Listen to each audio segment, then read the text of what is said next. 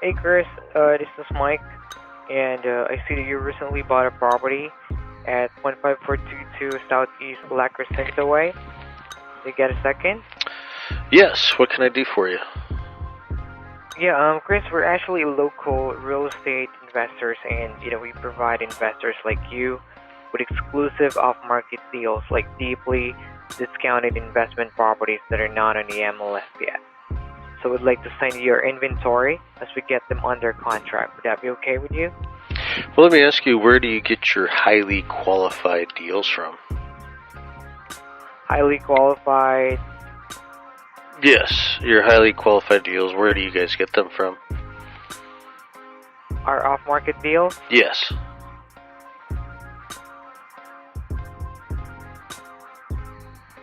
Do you know, or do you guys just get leads coming in offline, or?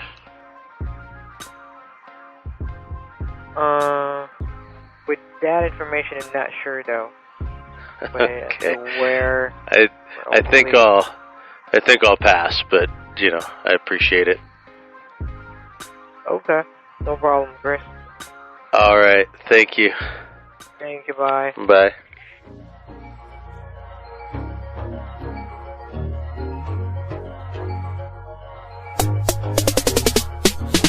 I've paid thousands of dollars in courses to learn what you're basically teaching on your podcast for free. What you're putting out there is so valuable. So, I just really want to acknowledge you, and I definitely send everyone to your podcast. You were virtually one of the first mentors that I looked up to and started following. You're always one step ahead of the game. So I just wanted to give you kudos and props for that, because lots of people are watching, lots of people are learning from it. Tucker and the whole TTM crew, Dan and Chris, thanks so much for your support. I love what you guys do, and a huge, huge fan. Having this support's huge, so I'm grateful for that.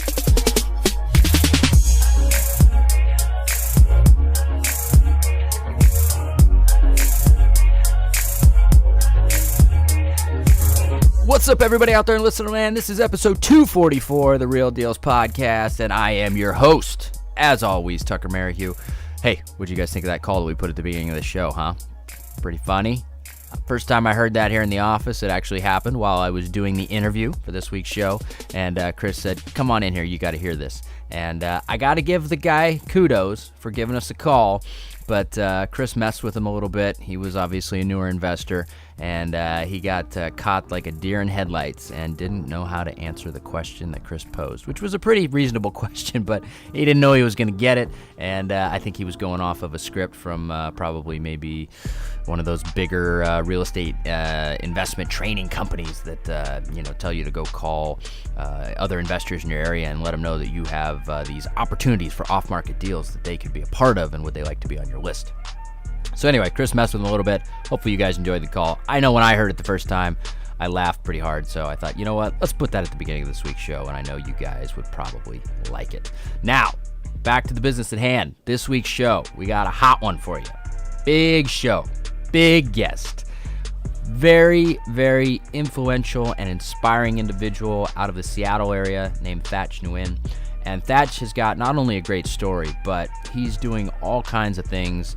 If you're in Seattle and you don't know Thach, then you're probably under a rock. And if you're in the world of real estate investing and you don't know Thach, you're probably under a rock as well, because he's a very visible guy. He's got a lot of followers on social, and he's just doing a lot of things. He's got an investment arm to his business that does many different things, but the main focus is creating passive income at this point for himself. He's got an agency arm to his business as far as being a real estate agent, and then of course he's got an education arm as well. So he's got all kinds of things going on, just like myself, and we had a ton of things to talk about, from how he started in real estate, how he rode up the last boom-bust cycle for those of us old-timers that started before the real estate apocalypse of 2007, 2008, and then how his mindset and his outlook kind of changed over the past 5 years, and really what his business looks like today, and most importantly, moving forward into the next 10 years, how is he going to play his cards? And that was kind of a selfish conversation for me, to be honest with you, because I'm kind of at the same fork in the road. How do we play our cards moving forward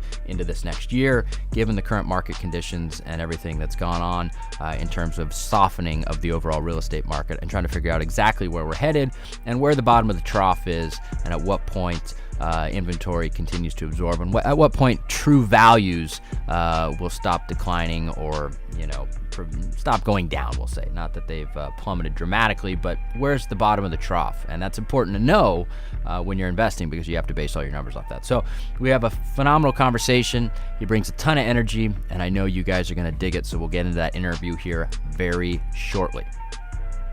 Now, before we dive into the interview with Thach, first thing I want to mention is our housekeeping items. I have another big announcement. I can't keep it quiet any longer. I got to let you guys know what's going on. So we've obviously got our Driving for Dollars app. I talk to you guys about it on every show.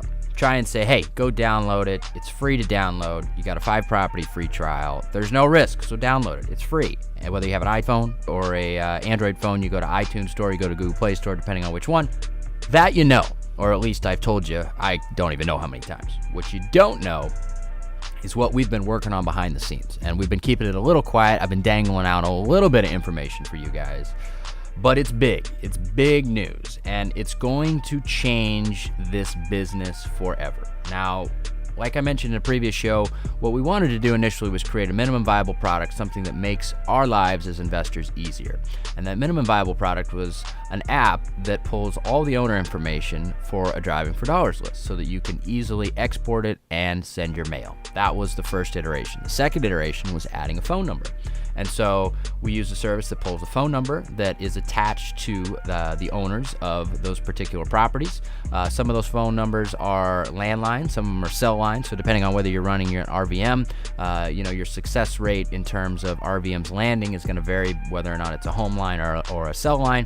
But on top of that, there's generally, probably a 60% rate of the phone number being valid as well. And so that's about as good as we could find in terms of bulk without any major additional pricing that we could kind of layer on to add value to the app, which is great. It's worked out really well for us. But we've been looking at ways, how can we improve this thing? And not only in terms of the user interface stuff, which we've talked about previously, and now we've got directional driving. We will soon have mapping on where you've driven, and we will have a temporary server that saves all of your pins that you dropped, so that there isn't any ability to lose any lists that are created. So all that's in the works, and that's going to be great for the UI or the user interface improvements. But the big stuff, the big game changer in terms of what this app will do, is it will very soon, by the end of the month, be a skip trace app in addition to a Driving for Dollars list building app. So when I say skip trace app, I'm talking TLO quality data, everything you could ever possibly want to know about the person that owns any particular property, you can find out, and it runs it just the same as the app runs right now, but actually faster. So it's not only going to pull all known addresses of where the individual lives if they don't live at the property, it's going to pull all known phone numbers, both cell and landline. It's going to pull all known email addresses. It's going to pull their IP address. It's going to pull information on the property itself so that it can kind of better qualify leads. It's going to be crazy. So you can basically use this to not only build Driving for Dollars lists that you can market to people in far more and more effective ways, but you can also use it as a skip trace mechanism to skip trace all your return mail, anybody that you want to skip trace, so you don't have to rely on outside services to do it. You can do it internally in the palm of your hand with this app. It's crazy, I know, but that's what we're doing. And so behind the scenes, we've been working frantically to get this out by end of month. We're also working on some UI improvements as we get all this additional data, so this will probably bleed into January, but we're going to have a variety of different ways in which you can easily export all these data points to then run different marketing campaigns depending on it to the different providers that you'll need, whether it be email, RVM blast. If you're cold calling, you can simply just hit the number and cold call, but then of course you can do direct mail, you can do IP targeting, you can do all kinds of stuff. And so we're going to change the game. And for those of you guys that don't want to get a TLO account, or you don't want to pay TLO what they require as a monthly minimum, which is going to be $99 a month, and you don't want to have to mess with getting set up with any of that, guess what? All you got to do is go download the app, and it's free. It's free to download. You can give it a 5-property free trial. You can run all your skip traces on there just to see how amazing it's going to be by the end of the month.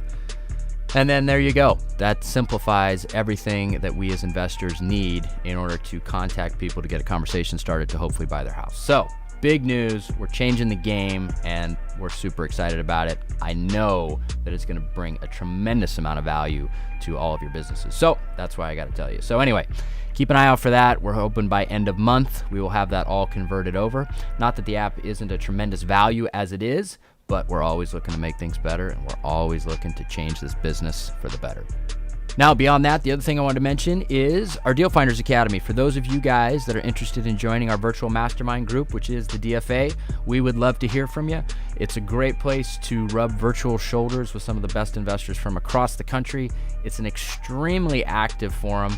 Our main form of communication is our group on Facebook, and there's people talking every single day, giving great advice on situations, deals, marketing, you name it. It's been talked about and continues to be talked about.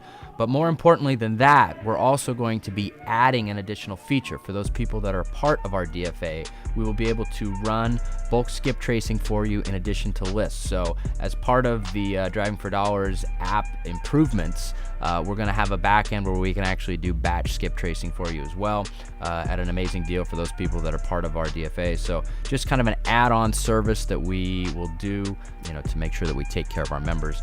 But it's just an amazing group, and the more that we can do to bring value to that group, the more value you will get, and ultimately the better group it will be. More importantly than all of that is that if you're an investor looking to take your business to the next level and have essentially business partners that don't take half of your deal, it's just people that you can simply bounce ideas off of, you can get information from, you can get advice from at any point in the day, any day of the week, basically on a whim. That's what the DFA provides. And so for those of you guys that are interested in joining, please reach out to us. We would love to hear from you. We have some openings in some of the major metros across the country. We don't like to stack people directly on top of each other, so we make sure that you're not operating directly on top of another individual because of all the proprietary marketing information that gets talked about in there. But if you're interested in taking your business to the next level, we would love to hear from you, so make sure to reach out to us. Now, that wraps up our housekeeping items. So the last thing to address before we get into this week's interview is what's up with me and TTM over the course of the past week. It's been an interesting week. It's been one that has been a little bit surprising, to be honest with you. I told you in last week's show, I believe, that we got an offer on one of our properties that was on the market the day before Thanksgiving, which was a little bit of a surprise that we got an offer during the holiday week. I will say, and I may have mentioned before, that we've been tracking our numbers here, and you're not going to see it in any headlines, and me and Thach talk about this a little bit in his interview, but peak to trough this year, I think that we're about 10% off of what we could have sold any given property for in April, May versus right now. And so we have a property that we're selling for about 10% less than what we would have gotten back when I originally underwrote the deal, which is unfortunate, but we're still making a few bucks. We're clearing the deck, and that goes back to a show I did a couple shows ago about kind of State of the Union. But more importantly than that is that it's selling. The projects are selling at that trough, which is about a 10% adjustment. We have another property that's a multi-million-dollar property that we had listed that didn't sell initially, but it actually went pending this past week as well. It's a great win for us. But it had a slight price adjustment as well. We didn't get quite the premium that we thought we were going to get because the market has adjusted slightly. Now, the important thing to note there is that that product is still absorbing at that new trough, that new real value that property represents to the retail market. And so we actually got an offer in this past week, and the buyers are going to end up closing in just over 15 days because they want to have a place to have Christmas, and we just completed all the inspections and everything today, so we're clearing the deck. We've only got one other one on the market that there's chatter of a very interested party that may buy that one as well, and I priced that one a little more aggressively to begin with because I kind of factored in this 10% peak to trough valuation before we put that on the market. And so hopefully we'll have that one pending here very shortly. And if we do, then we're 3 for 3 in December in terms of, or the end of November through December, which is basically Thanksgiving through Christmas, on getting stuff on the retail market, up on the market, pending and sold, which is something I'm very happy about. I was not expecting. It's usually the slow season. Things don't usually fly off the shelf between Thanksgiving and Christmas, but especially this year with all of the different types of things going on, not only the seasonal cycle, but the annual cycle as well, and just harvest or the overall real estate cycle, we'll call it, but things are absorbing again. So that's good news, I feel, in terms of how I'm interpreting the data moving forward into 2019. I think that the market did take a pause. I think it did take a little reset. And like I said, from our numbers, we show a peak to trough of about 10% adjustment on what something would have sold for earlier this year to now. But it's absorbing, and it's absorbing during the holidays at that 10% reduction-ish number. And so I think that bodes well for the beginning of 2019. And of course, our inventory levels are pretty low as well. We're still sub 2.5 months, which, over the long term, that's a really, really low amount of inventory. But we've been hovering between 1 and 2 months of inventory for a long time. So it's high comparatively to where we've been for the last couple of years, but low, extremely low if you look at inventory over the long term. Now, other than that, the other big news is that since we cleared the deck on all these projects, we are going to be digging out for our biggest and most expensive, I won't say our biggest because we built this plant before, but our most expensive spec home ever. We're going to be speccing a house that will probably be listed somewhere between 2.9 and 3.5 million that we'll have on the market by probably July-ish of 2019. It's in the Dunthorpe area. It's going to be an amazing home. We're rebuilding our Street of Dreams plan, which was named #1 plan in America by Builder Magazine for homes over 5,000 square feet a couple of years ago. And we're tweaking it slightly for the area. It's going to have a very Cape Cod classic type look to it, shingle, white trim. It's going to look very rich, we'll call it. And the idea is we're selling it to a very rich person, so it should match up nicely. But we're digging out on that, and we're going to get going at the beginning of this next month. So I'm really excited to see this finally come to fruition. And we also, it's been 3 years in the making. We finally got approval for our storm system install on a view lot that we have that looks over Lake Oswego. It's an absolutely amazing piece of property, but it has been an anchor project beyond all anchor projects for me. And we finally got railroad approval to bore under the railroad tracks and work within their right-of-way so that we can take the storm system that we were going to install as a partnership with the city of Lake Oswego and get that done, which means that soon enough, this lot will actually be buildable. And I'm not sure if we're going to build it or we're going to sell it at this point. Lots that have views like we have, it's 0.85 acres, and it has a panoramic view of the entire lake, and it's virtually flat. Those are getting a huge premium right now because people want to buy that and then build their own dream home. So we may just sell the lot. We may say, screw it. We could build an amazing home there, but we may get a hell of a premium just for the dirt. So once we get this in and it's at buildable status, we may pull the cord and sell it. It just kind of depends. But I'm going back and forth. But more importantly, we finally made it through. And this has been a variety of PhDs I've learned in the School of Hard Knocks, being the College of Hard Knocks, we'll call it. I've got multiple PhDs from that college over the course of owning this. Number one is going to be stormwater management. And number two is going to be geotechnical analysis because it lies within a historic slide zone. And so I know everything and anything you need to know about stormwater management and historic slide zones and slide activity at this point. So there's no reason to join the DFA. You can always pick my brain about all that kind of stuff because I've had 3 years of dealing with this project to learn all of it. So anyway, that's what's going on with me and TTM over the course of the past week. Overall, things are looking good and things are selling. So happy about that. So without further ado, let's get into the rest of the show.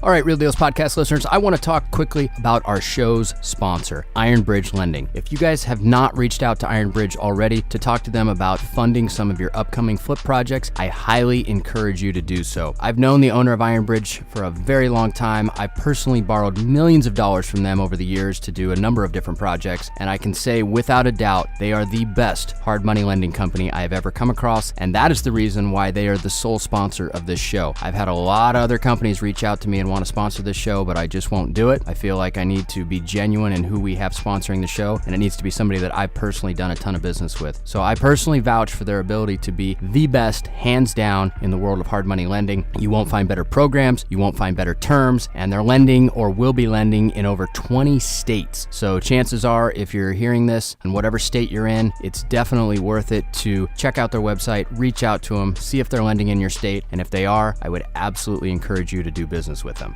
Another very cool thing to note is that they have a program for most rehabs where you can actually borrow up to 90% of the purchase price. Now, this is given the fact that you are actually buying a deal, which If you're listening to the show, that means you probably are. But if you have an actual deal on the table, they'll fund up to 90% of your purchase price, and they'll even give you rehab funds on top of that, which means that it only takes 10% down to get into a project, which is unbelievable in the hard money world. So do yourself a favor, reach out to Iron Bridge Lending, have a conversation with them, see if they're a good fit for you and for your next project. I can guarantee you that you'll be happy that you did.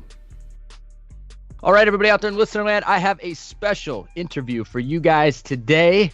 I have a gentleman that I'm sure many of you are at least aware of, but I'm excited to have him on the show. He is the founder and CEO of Thach Real Estate Group. He's the co-founder of Springboard to Wealth, and he has also got all kinds of other accolades. You probably also know him for two of his most powerful mantras that he's got plenty of merch for, which is "Fuck HAU" and "Grind and Align," and of course, "Dream Big," which I love all three. So Thach, welcome to the show. Thank you, my brother. Thank you. So before we get into what's going on with Thach today and just all of the happenings in the real estate market, maybe let's talk a little bit about how this whole thing began, because you've come a long way, and I'm curious where it all started. Yeah, man, I came a long way. For a lot of you that don't know me, I was born in Vietnam in 1970. And when I was 5 years old, in 1975, my dad worked for the U.S. military as a translator, and he got word that the Vietnamese communists is coming into Vietnam. They're taking over South Vietnam, and my dad got home and picked up my mom and myself and 4 or 5 of my brothers, and we left Vietnam and left out of the last plane with $100 and one suitcase for everybody. And we landed in San Diego. We lived in the homeless shelter in San Diego for a few months. And then we got transferred up to Tacoma, lived in the homeless shelter in Tacoma at Camp Murray for a few months. And then we got sponsored out of there by a gentleman named Charles Zettler. Thank you, Mr. Zettler. I think he's still alive. He's like in his 90s now. And he helped us out of the shelter because you can't leave the shelter unless someone sponsors you out of there. Gotcha. And, we lived with him in Sumner for about 2 years. And then my dad got a job up in Rainier Valley. If you guys live in Seattle, you know where Rainier Valley is. And we lived there. My dad found a little 2-bedroom, 1-bath house for 8 of us to live in there. And we started home, man, in Seattle in this 2-bedroom, 1-bath. And there was a shack, but, man, it was a palace compared to living in the shelter. You know what I like about your story is that at least the beginning, I'm not going to cut you off. I'm going to let you keep running with this. But the first house that I grew up in, I think my folks bought for $11,000. And it's kind of creepy and weird, but I lived in the living room for the first 4 years of my life with my dad's buddy who was, we'll just call him homeless. So he shared the living room with me, and it was a 2-bedroom, and my older sister had a bedroom because you can't have a grown man living in the same room as a small girl, right? So me as the young boy, I shared the living room with my dad's buddy for the first 4 years of my life. So, but I'm sure you guys had similar stuff. Yeah, my mom and dad and my little sister slept in one room. And then my 2 older brother, they had a bunk bed in the other room. And then my other 2 brothers, we had a bunk bed in the living room. And that's where all of us share, right? And but it's a trip, man. That's how we roll. You know what I mean? The Vietnamese people, right? And I didn't think nothing wrong with it anyways. You know what I mean? When you have nothing to compare to, that's when you make it wrong, right? Yep, I agree. I didn't know any different either. So that's what it was. Yeah. And for me, man, I'm not even like, what I have today. I have no problem, man, going back where I came from and sleeping in a bunk bed in the living room. I'm never too good, you know what I mean, to go back where I'm at. Some people I know, they got so rich, they don't even want to step foot in an old ass raggedy looking house, let alone sleep in it. It's good to stay humble, it's good to understand. Also, though, what that tells me is that you obviously the roadmap from rags to riches. So to go back doesn't scare you, right? A lot of people kind of hoard and they're afraid to go back because they don't know if they can find the path again forward, right? Yeah, that's a good point you brought up. You know what I mean? I'm not really afraid to lose things. I'll lose everything because I already built it in my mindset, and I already know that's all that is programmed in my mindset, so I can actually duplicate. That's why today, knowing what I know, I don't have to lose everything. I can duplicate it in this changing market again. You see what I mean? So we talk more about that. But anyway, so what happened for me was I grew up in Rainier Valley and went to school, graduated with a, I had good grades in freshman year, sophomore year, and junior year. And then when I hung around with the wrong crowd when I was in my senior year, and I graduated with a 2.8 GPA, and I wasn't sure what I wanted to do, and I went to college to follow my older brother's footsteps. And when I graduated, I decided to follow him, and I went to fix aviation airplane. And I got my degree, my A&P mechanic license in '91, and I hated it, but I got the license. And then I was parking car at a Chinese restaurant, and one of my friends said to me, "Man, you should do real estate because you got a good mouthpiece. I think you do well at it." And I was like, "Okay." And so I decided to get into real estate, and I got my license. And my first 3 years, I was 21 years old, youngest agent ever hired in Washington State. And my first 3 years, I didn't do well, and because no one taught me. And then I met this guy named Mike Ferry in '94, and he taught me to go out there. He said there's 3 ways you can actually make money in real estate. One, you can sit around and you can spend a lot of money on ads, but it's hard to duplicate and repeat it. Number 2, sit around and do nothing, and that'd be hard to duplicate and repeat it. Or 3, you actively go out there and finding yourself. And at that time, he was promoting actively either cold calling or door knocking. And again, I didn't know no different. I'm thinking, well, shit, I got no money. I ain't going to sit around. I'm 24 years old. When I met the guy, I said, I'm not intimidated from working, so let's go. And so he told me you should go down to Southern California and meet this guy named Floyd Canelari, a Hispanic guy. And he was door knocking 100 doors a day. And he does like 300-400 deals a year in the early 90s as a real estate agent. And I was like, holy smoke. And I went down there and spent the whole day with Floyd. And I got so inspired, Tucker, I got back, I memorized 15 scripts, 15 objections, and I made a commitment to myself. I'm going to door knock 100 doors every day, and it's going to take however long it took me, I'm going to do it. And I told my wife, drop me off, and then come back and pick me up. Otherwise, I know I won't cheat, right? And so I started in 1994. I door knocked 100 doors a day. I hit from 9 to 1, took me 5 hours, and I did it 5 days a week, and I did it for 10 years. And from 24 years old, I did it every day. And by the time I was 27 years old, I was already making $1 million a year selling real estate. Wow. Yeah. You jumped right in. It's funny, things have come full circle that, cold calling and door knocking are backed to some extent, right? That was early 90s. It's interesting looking back now that, with all the technology we have, a lot of people are going back to the roots of marketing to generate leads. But that was then on the real estate side. So you were simply looking for listings at that point, right? I wasn't even looking for buyers. I was only looking for listings. And I would focus on just door knocking every day, just find listings.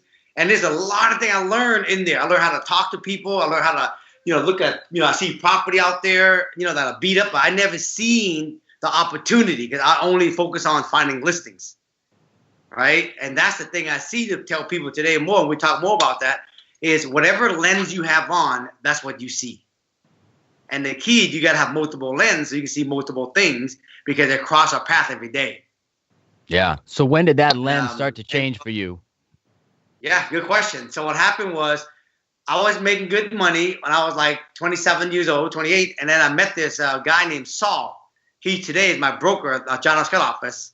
And he said to me, you can be rich selling real estate, make a lot of money, have nice cars. You know what I mean? You can trade your money every day for nice stuff, but you just won't never have passive income. You won't ever have wealth if you don't actually learn how to park your money. And I was like, whoa. And he says, if you leave Windermere and you come to my office and you just be an example of what you're already doing and just inspire agent in my office, I'll train you how to actually create wealth. And I'll hold you accountable to buy rental with your money.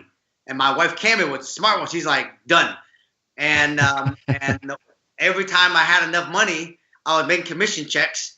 And I used to charge this thing called I used to list the properties for 6%, and I used to charge $9.95 for a transaction fee. This is the early 2000, and that transaction fee, I will live out the transaction fee, and all my commission, I'll save it up, and as soon as I had enough money, I'll buy me a rental.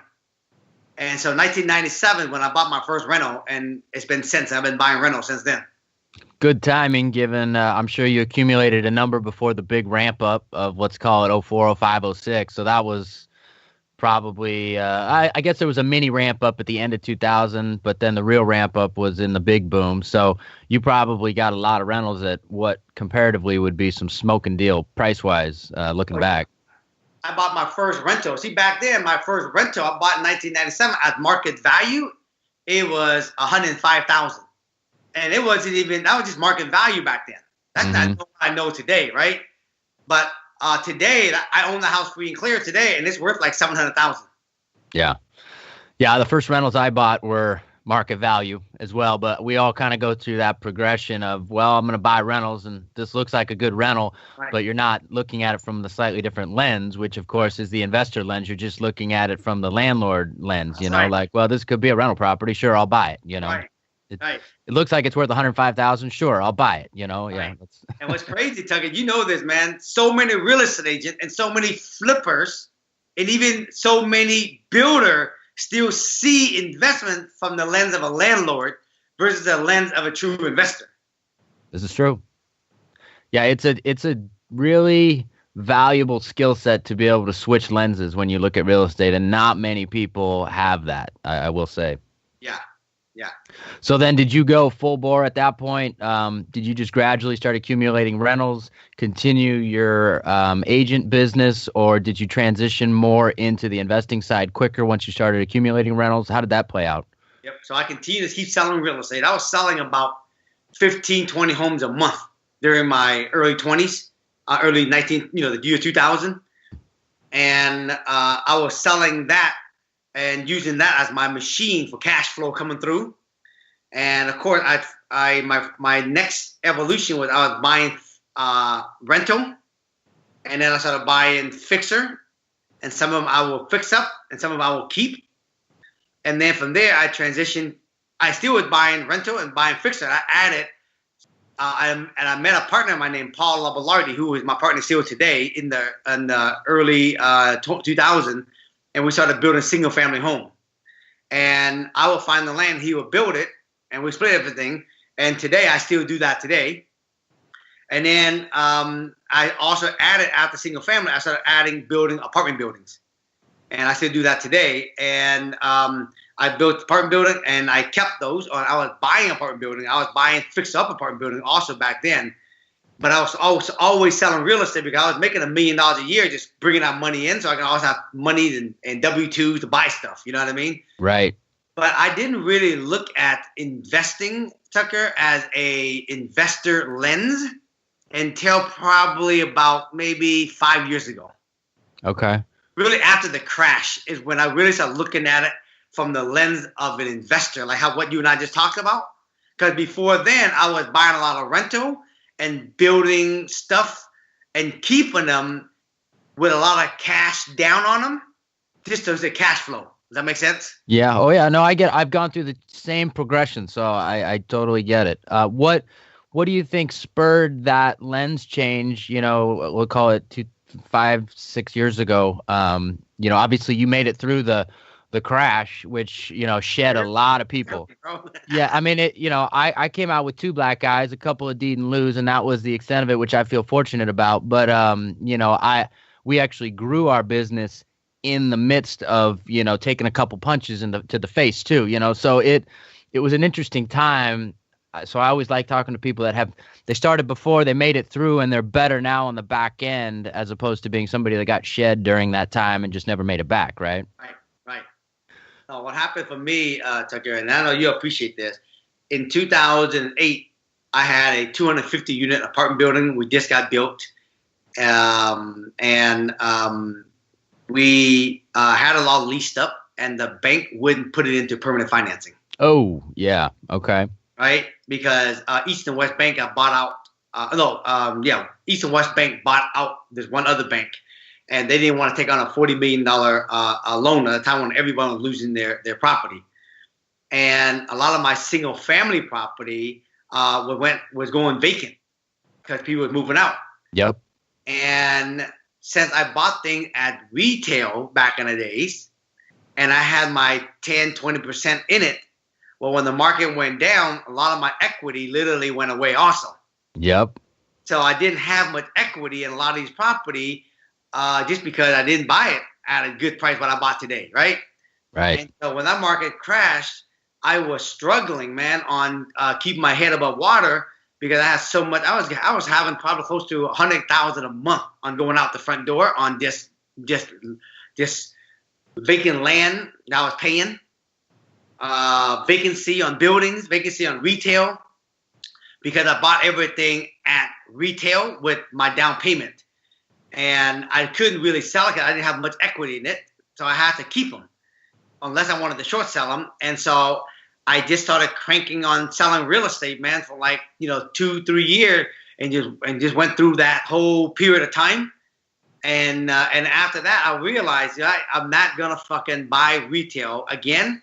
I'm gonna only start buying shit. Really, that's why you see me promote so much about Burr, right? The 70% rule. You know what I mean? Yep. And that way today, the market crashed. It don't make no difference. I bought it at 70% of the dollar. Yep. Yeah. You were previously buying without insulation in its in its simplest terms, right? Now with that investor lens on, anything you buy, and I'm the same way, I buy insulated. That whole getting stuck with a lot of projects like that, especially I remember I was sitting in my office. I've told the story before, but it was August 2007, and I used to have a mortgage company, and I started getting calls. My phone just started lighting up one after another, and it was all the banks that we were hooked up with saying, hey, we're freezing pipelines. We can't fund these obligations. And you got fucked too, because that bank said, guess what? All that, non-permanent construction financing, we're not going to convert it over to permanent financing on a big, massive building. That'll give you a little. In construction loan on property that plans a permit for the land. Right. Yeah. That'll give you a little heartburn. Yeah. Yeah. So during those times, I had land, man. I think I lost about $4 or $5 million, dude. You know what I mean? In 2008. But that was one of the biggest lessons, because I realized, man, that I wasn't buying smart what I learned. So I learned all this from the 2008 market. You see what I mean? Oh yeah. Yeah. It was a big teacher. There was no question. That's no question for sure. So moving forward then, what caused you, I mean, you were selling real estate to keep head above water, commission, active income. There were a lot of people falling out of the business. So I'm sure if you were staying in and grinding hard, you were picking up a lot of the pieces that previous agents would have got that were no longer there. But what then caused the pivot 5-6 years ago to really go back into the investor game full bore? So as I was coming out of that whole thing, the townhouse in Seattle started merging, especially modern townhouses. And during those times, I saved the apartment building. I sold it. I got 75% of my investment back, but I made no profit on the whole 250 unit building. And my real estate came through the cycle, and townhouse was popping up. And I had a lot of relationship on the street, and everybody always wanted to invest in me. But I really didn't spend a lot of time working with investors other than the big apartment building. So what happened, I had 2 or 3 guys that had money that came to me and said, hey, man, can I invest with you? And I used 2 or 3 of these guys to buy townhouse, and I was building townhouse in 2010, 11. And all of a sudden, as I continued to sell real estate, these townhouses, I started making money. That's why townhouses now became so hot in Seattle. And townhouse dirt. If you bought a bunch of that in 2010, you're sitting pretty right about now. You know what I realized, bro? If I would have knew what I knew today, I would never sold those townhouses. Yeah, that's what I'm getting at. We would have cash flow like crazy today, right? I brought this up before. There was probably 2013 was the line in the sand in Portland where zoning for townhouses was even given value, right? Yes. It wasn't even acknowledged previous to that, right, because we had a big infill boom in terms of new construction and values and townhouses and all that. Nobody gave a flying shit what the zoning was. You could have bought up so much densely zoned dirt for nothing prior to 2013. It's crazy. I still want to stab myself in the eye with a pencil for not buying more of it, man. This is why I'm saying, bro, when I tell people, I know you tell people, shit, when they pay me as coaching, they can fucking learn so much shit from all the shit I've gone through that can make the learning curve go like this. Wham! You know what I mean? Oh, yeah. If you and I knew that what we knew today, I would have bought those fucking L-Zone in Seattle, just get them planted, permitted, and just sell them off and make a lot of money, right? Yeah. And I built out a whole bunch of them. I was selling them, making money, and I was excited in the whole mindset of just making money. Wasn't thinking about investing. I was trying to just making money. You see what I mean? And after I started making money, right, I didn't need to invest anymore, so I just got rid of all of them. I just started doing it myself. And there, again, my mentor sat down with me and said, Thach, you're making good money again.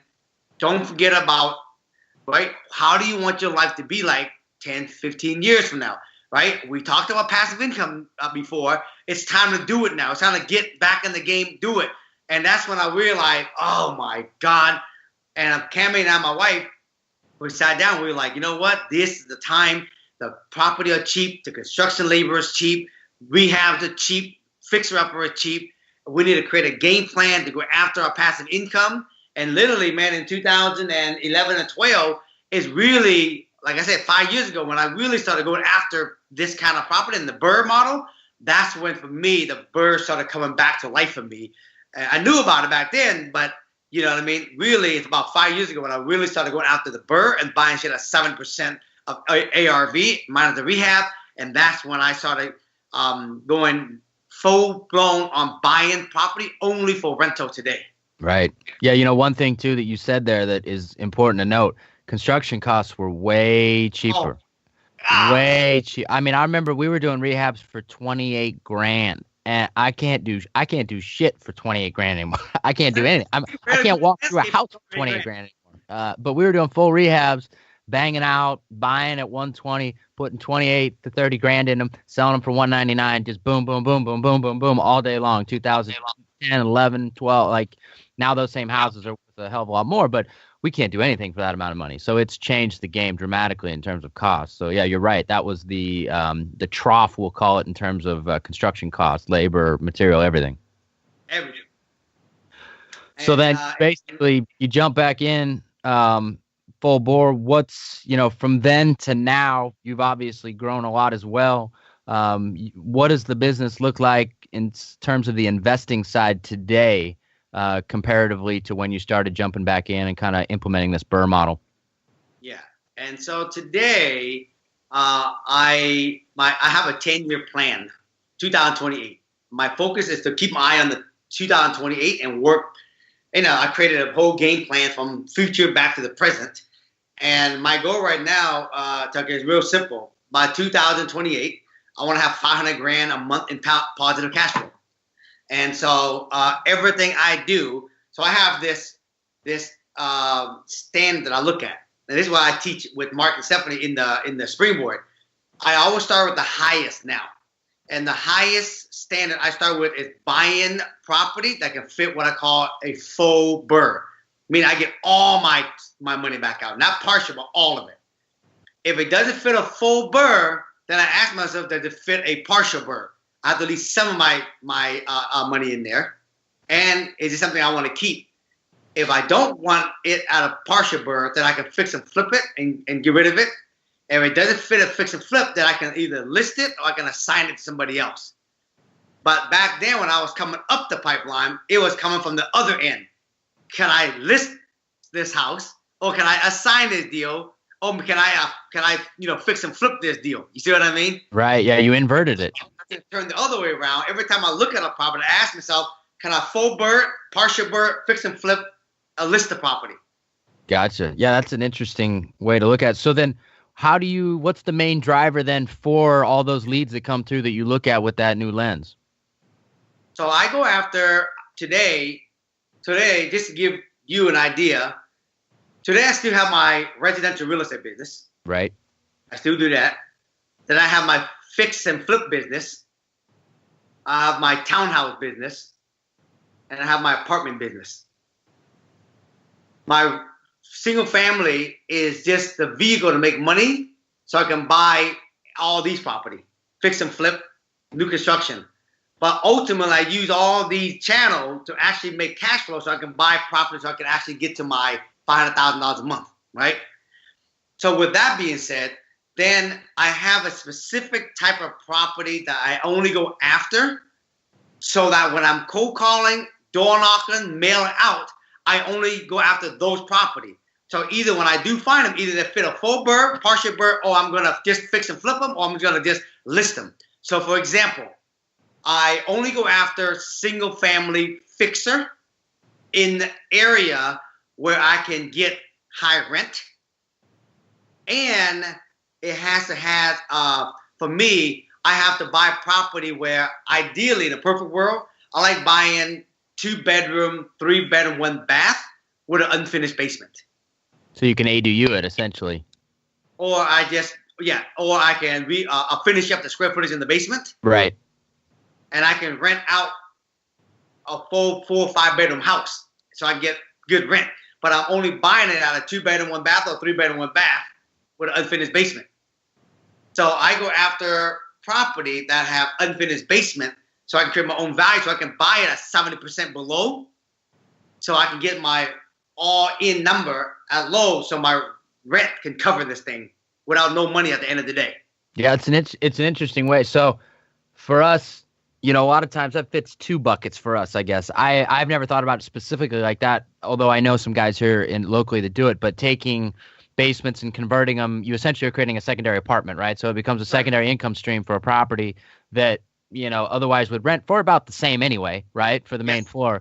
So you finish the basement, you get that. For us too, we look at that in our single family new construction business. So we'll look at like if they're little 2-1s or something with a basement, we try and buy them at a 2-1 valuation in a higher end neighborhood so that we are buying at such an extreme discount to lot value that when we then scrape it and build new, we're creating bigger margins for ourselves. So that's that's the lens that I generally look at it with, but it's interesting to hear the other lens, which is, keep the house, rent the main floor, finish out the basement, create a secondary apartment, and then you BRRRR it, which obviously has passive income advantages and a ton of tax advantages that you're bringing to your income as well. And the other thing why I like, if I have to talk about the first low-hanging fruit, I have a whole list of what I want to go after first, right? So for me today, knowing I know today, new construction is the last on my list to go after. Single-family fixer is the first thing I'm going after because they got the cheapest rehab costs, and I can get in and out fast because ultimately what I want is I want to just add more passive income to my bucket. Right. It's the least amount of risk with the quickest amount of time. And so I go after single family property in area where I can get high rent. And I go after those property because that's what I'm going. So to me, I don't even do fix and flip for fix and flip. I do fix and flip purely so I can do value add. But if an owner says, hey man, this property, I want this much money and it's actually not as bad as the county record says, then I just gotta fix and flip and sell it and make my money. So for me, each one of these fix and flip at 70%, I have to make at least $250,000 on a flip for me to keep it as a full BRRRR. Right. So most of my property, when I fix and flip today at an ARV of 700,000, I make about 250 grand in equity each one of these property. And by the time I get all my money out, I cash flow about 500, maybe up to $1,000 per house with no money into it. And if I do 4 of those a month, bro, that's $1 million a month. Yeah, no, it's fantastic. What are average rents for a property like that up in kind of the Seattle-ish area that you're doing it? Yep. So like for example, I do area like if you know an area called Beacon Hill. Mm-hmm. Beacon Hill is a very trendy area now, and if you got a 4-bedroom, 2-bath, they rent between $3,000 and $3,500. Nice right? numbers. Yeah. Nice number. You see what I mean? So you can see when you do the math, right? It really works well. And townhouses. Then the other thing I do after that, single family, is I do multi-unit fixer-upper. And that's a very targeted list then that you're going after, which I'm assuming. Do you use your brokerage machine to kind of help deliver these leads, or do you simply target them and market them as an investor first? Nope. I go after everything as I'm buying it myself first. Okay. Yeah, and then obviously I went after the one property. It was a triplex on a big lot, and I told the guy the number doesn't fit, but I have a lot of investors I work at. I'm a real estate broker. I can help you list it. And the guy was like, "Go ahead, let's do it." Yeah. Okay. So it's always principal buyer first, listing second, basically type of marketing. Okay. Yeah, because we do a lot of the same stuff.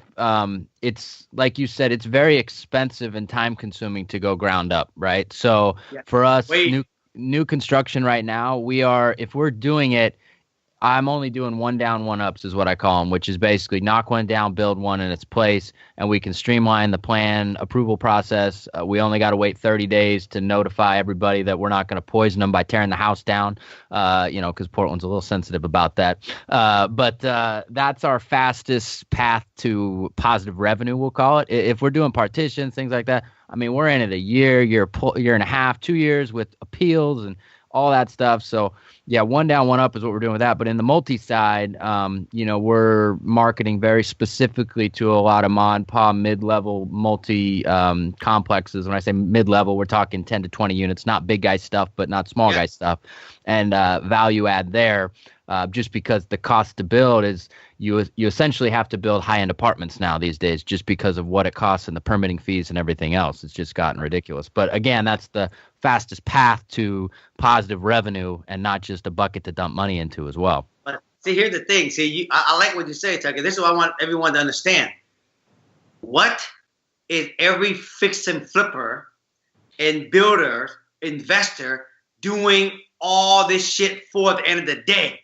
If you don't know why you're doing this shit at the end of the day, you just fucking running on a treadmill, standing still year after year after year. Yeah. So I realized, shit, everybody want to get to a point where they can actually choose to work when they want to work, live the lifestyle how they want to live, and just travel and do what they want to do. So passive income is the revenue to that. So if that's the case, know how much money you need in passive income, so that you can actually strategize what you're buying so it can get you closer to that. What are you building new construction to build new construction? Are you building it to actually move it closer? I don't build new construction anymore today as much because it takes too fucking long. But I would do townhouses because I can keep townhouses as rental. Because in the area I do townhouse, I can get $3,500 for rent for those townhouses also. Yeah, so I think townhouse.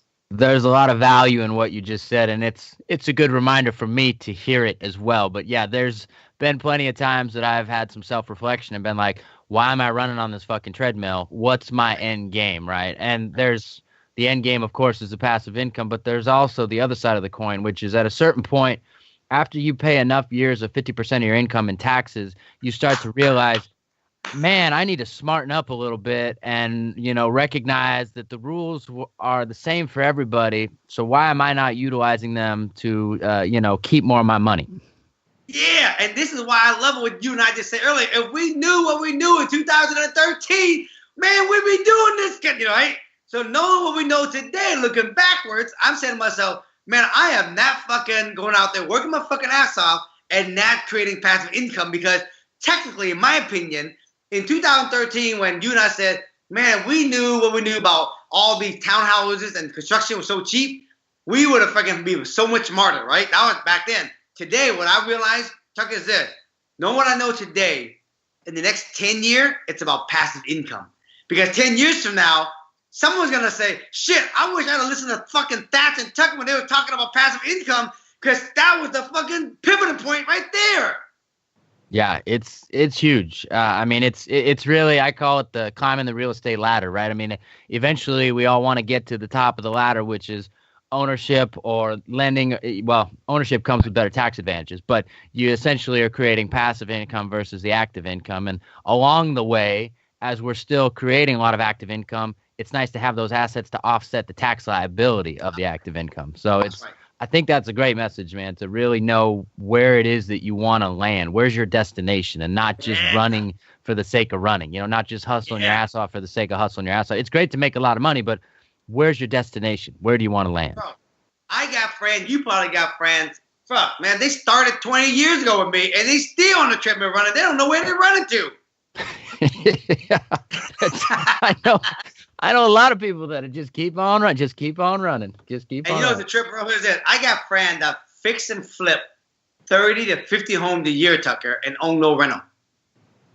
Yeah, that blows your fucking mind, huh? Blows my mind. I mean, hey, but you and I both know a lot of those people. Yeah, I know a lot of people that do a lot more than that, and they've got nothing in terms of portfolio of ownership. And to each their own, but if I'm going to run that fast on the hamster wheel, there better be something, set on the other side for all my efforts, other than just highly taxable income. That's it, bro. That's it. So hopefully this message tell people, if this was the 2013 and someone was telling me and you, hey man, buy those property, plan a permit up and sell them off, you kill it in 2013, right? Today, hopefully this message, we are telling people out there, get some passive income, because 10 years from now, the real estate market is going to be more expensive, and it ain't getting any cheaper, and it's going to be even harder to get fucking shit for passive income with no money down. Yeah, this is true. And that leads me to kind of my next question, which is, you've got a plan in place that's very heavily weighted towards passive income, I'm sure. But with where we're at in the market cycle, where we're at with expenses, what does that plan look like? Are you being cautiously optimistic? Are you going to stick very, strictly to a certain buying criteria? Because we're at a point that I'm a little unsure, to be totally honest. I don't know. We've got constraints in terms of inventory, which drive a lot in terms of pricing. We personally, I've been tracking the numbers here in Portland. You won't see it in the headlines, but I think we've had a 10% peak to trough adjustment in what we could have sold something for in April, May versus right now today. But the positive news is everything is absorbing at that trough. So, that to me says we probably move forward at that trough pricing into 2019. But I'm curious what your take is and what your plan is based on where we're at in that cycle. Good question. Being in real estate for 30 years, I see the cycle like this, right? And as I'm talking to all the economists, I think that, 10 to 15% of the adjustment from the trough is a pretty thing that it's very common. Everybody's saying that. And so there's three things for me. One, I'm going after a property that is passive income, right? Two, I'm raising my standard on the type of deal I'm getting. And three, I'm sharpening my belief and my mindset in this market again. So I tell you, we talked a little bit about passive income. I'm only going after strategic list so I can actually buy them as passive income. So even if the market change, make no difference to me, right? And if it don't fit the full BRRRR, partial BRRRR, I'm just fixing and flipping them, or I'm actually listing it for the owner. The second thing is to raise my standard. Here's the thing that I did a post the other day on Instagram, and you should have seen all the fucking people like this went haywire, okay? And I said the standard is, in today's market, I'm buying everything at 70% of ARV. If ARV is at 700,000, let's call it today, and it's gone down 10%, which is now really 630. I'm basing my shit at 600,000, then I'm taking 70% off of that. Yeah, you're taking that extra 5% off the top. You got it. Yeah. You got it. So I'm basically, I'm taking basically 15% off the ARV, and then I'm starting my 70% rule from there. And so with that, I'm guaranteed full BRRRR, partial BRRRR, fix and flip, and assigning it. There's no way I'm losing at that one, because I'm still going to assign, make money on it. Because the other guy, they're not having to stand up 200,000, 250,000 on margin. They happen making 50,000 on the margin. And so for me, I'm adjusting my ARV down to 50%, and I'm buying everything at 70% of that.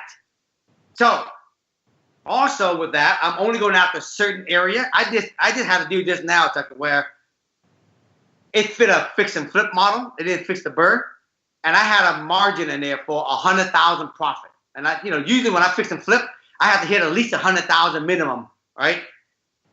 My ARV was 599. I just signed a deal 2 days ago at 500,000. I lost all my equity in it. I had 100,000 in profit at 600. I thought 600 was gonna be a wash, but the market changed in this area, and that area took a dive much quicker than the other area. And I just signed off a deal for 500. I made no money on the whole deal. Now I'm just gonna get clean slate. But that property, I won't buy that area again, just because of just some of the negative of it. In a good market, people buy everywhere, right? So I only buy a certain area and certain plus and minus of an area. I ain't messing with that. I like what you said about the clean slate. Sorry to interject, but we're selling one next week. And that's my clean slate project that it would have sold for 500 April, May. We sold it for 465 with some concessions. It's a 40 grand swing. We still made some money, but not nearly what I had projected. But I'm clean slating it, and my new ARV is adjusted. My new acquisition price is adjusted for that area for sure. That's it. So now I'm not going after, I'm not going after any area. And hopefully this message will tell a lot of people out there, in a changing market, you gotta have higher stand on location.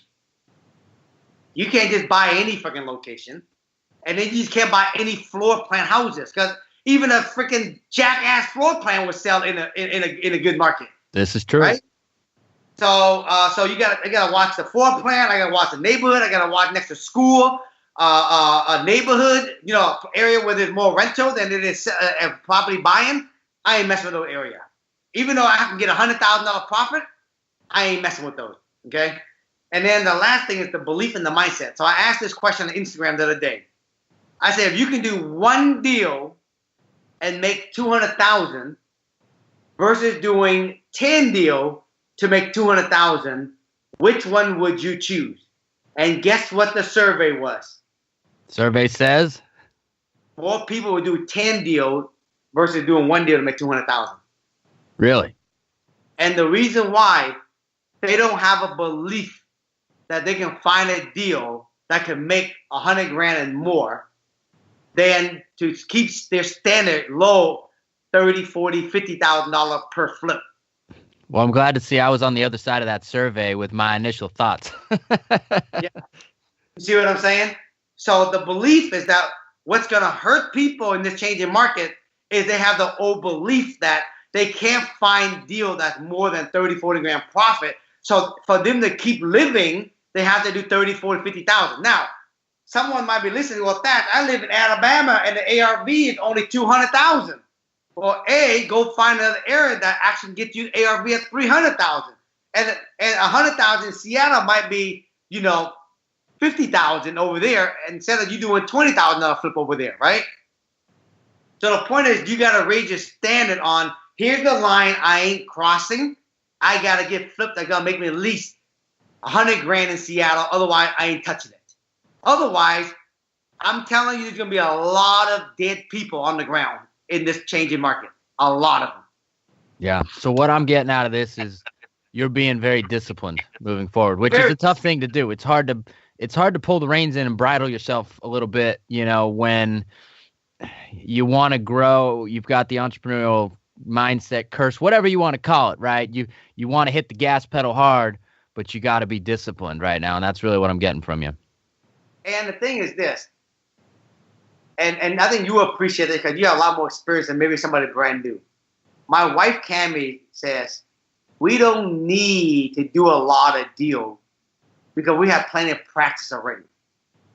I'd rather do few deals and make big margin and spend the rest of my time pondering and thinking how to grow my business and spend time with my family and my kids than to always be on the treadmill running for the sake of running.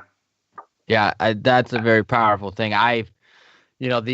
The entrepreneur at a certain point, your highest and best use is thinking, right?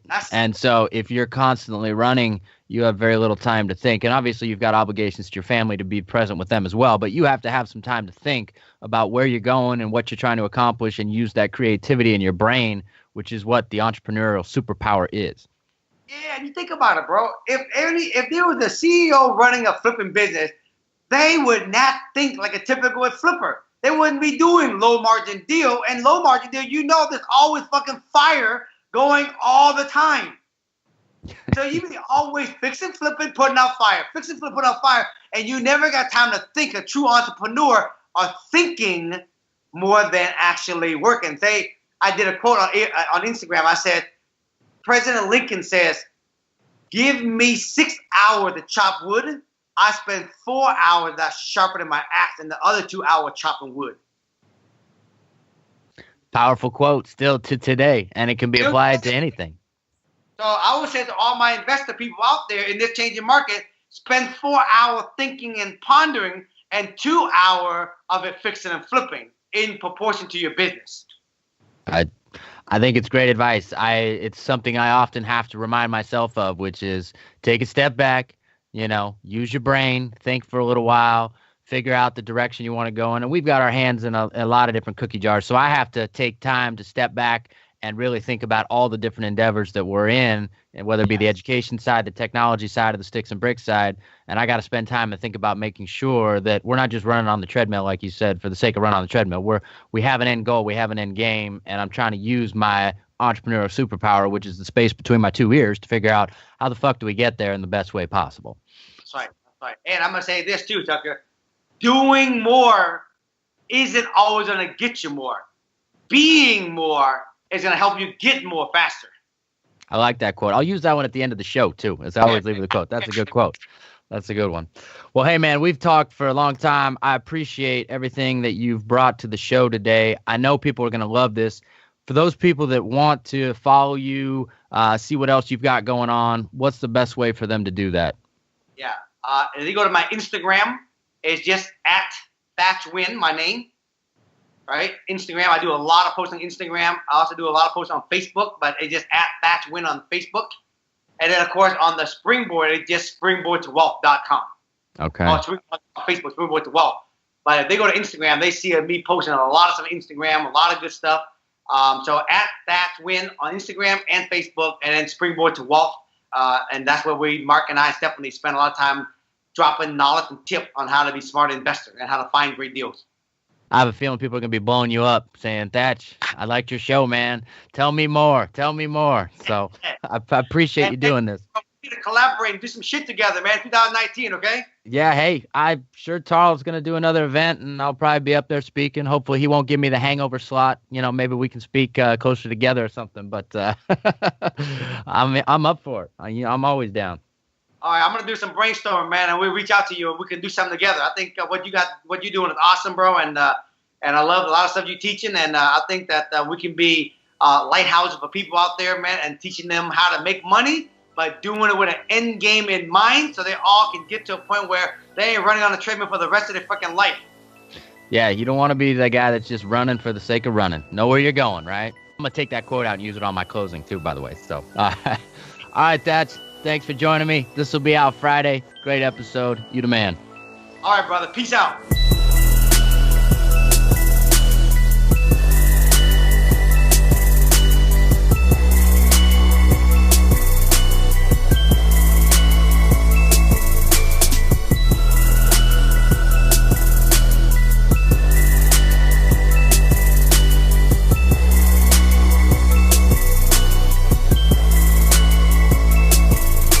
All right. What did you guys think of that interview with Thach? Pretty good, huh? That guy has got a lot of energy, and he's got a lot of really, really good things to say, and just a lot of wisdom. And I hope that you guys took a lot from that interview, because selfishly, I did. It was a great reminder of a lot of things that, I've thought about, but I haven't thought about enough. And for him to verbalize them and for us to have a conversation about it, it was really powerful for me, being one of the principals of the conversation. So hopefully that same feeling and that same value moves on to you guys as well as outside listeners and flies on the wall to what was a fantastic conversation. Now, before I get out of here this week, I want to leave you guys with the closing success quote. And the quote is from Thach himself within the interview. I said I was going to use this as the closing quote, and I'm going to do it. So here it is. The quote by Thach Nguyen is, "Doing more isn't always going to get you more. Being more is going to help you get more faster." Pretty good quote, huh? And he did that on the fly, too. So hopefully you guys enjoyed this show. I know you enjoyed the interview, and hopefully you enjoyed that closing success quote. I'll see you all next week.